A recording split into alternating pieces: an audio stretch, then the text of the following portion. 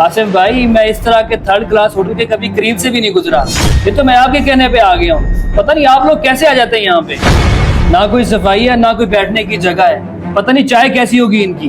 कैस भाई, आप 2 मिनट सफर तो करें। चाय इनकी बहुत अच्छी है, इसीलिए तो हम इधर रोज आते हैं चाय पीने। अच्छा यार, चाय तो जब आएगी आएगी, पानी तो पिला दो, गला खुश हो गया मेरा।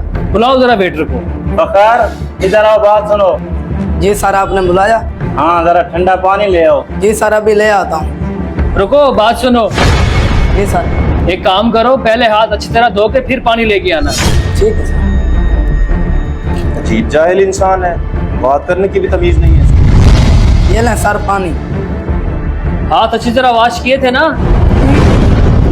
और ये क्या, इतना मैला गिलास, अब इसमें पानी पीऊंगा मैं?